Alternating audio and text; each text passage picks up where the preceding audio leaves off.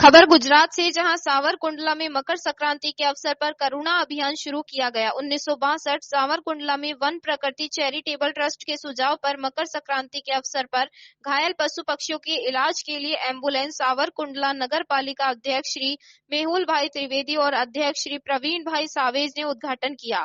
सावरकुंडला में वन प्रकृति charitable trust पिछले 18 वर्षों से घायल पशु पक्षियों के इलाज के लिए सेवा कार्य कर रहा है। इस वर्ष वन प्रकृति चैरिटेबल ट्रस्ट ने विधायक महेश भाई कासवाला को 1962 एम्बुलेंस भेंट की। करुणा अभियान के तहत 10 दिनों से एम्बुलेंस आवंटित की गई है। मकर संक्रांति पर्व का अवसर घायल पशु पक्षियों के लिए यह एम्बुलेंस मौके पर ही रेस्क्यू कर उपचार उपलब्ध कराएगी। इस कार्यक्रम में हनुमान जी आश्रम के महंत श्री धुनेश्वर, भारतीय बापू महासचिव श्री राजेश भाई नागरेचा, युवा भाजपा अध्यक्ष अनिरुद्ध सिंह राठौड़, जिला मालधारी सेल अध्यक्ष मयूर भाई रबारी, शहर मालाधारी सेल विजल भाई बटाडा, नगर पालिका निर्माण समिति अध्यक्ष लाला भाई गोहिल, नगर पालिका अध्यक्ष रमेश भाई चौहान उपस्थित रहे।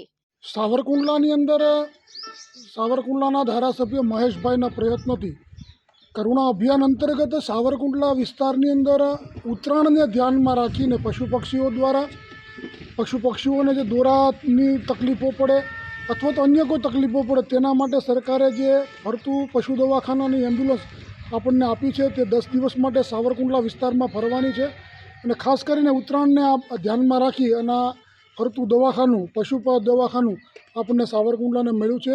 તેમાં સાવરકુંડલાના ધારાસભ્ય મહેશભાઈ કસવાળાનો ખૂબ મોટા પ્રયત્ન છે અને અમારી માંગણી પણ એવી છે કે આવતા દિવસોમાં પરમાનન્ટ પશુ એમ્બ્યુલન્સ સાવરકુંડલાને પ્રાપ્ત થાય, જેના માટે પ્રયત્ન ધારાસભ્યશ્રી પણ કરે છે। તો એના માટે વહેલી તકે અમને એમ્બ્યુલન્સ પણ મળે તેવી અમારી વિનંતી। અને જે પ્રકારે સાવરકુંડલાના વિસ્તારની અંદર પશુ પક્ષીઓને તકલીફ ન પડે, પશુપાલકો પણ આ બાબતે ધ્યાન લે અને ફરતું દવાખાનું 10 દિવસ માટે જ્યારે સાવરકુંડલાને મળ્યું છે તેનો આપણા વિસ્તારના પશુ પક્ષીઓને કાંઈ તકલીફ પડે, હાનિ પડે પશુ પતંગ ઉત્સવમાં, તો તેના માટે આપનો ઉપયોગ કરવા આપ સર્વને વિનંતી।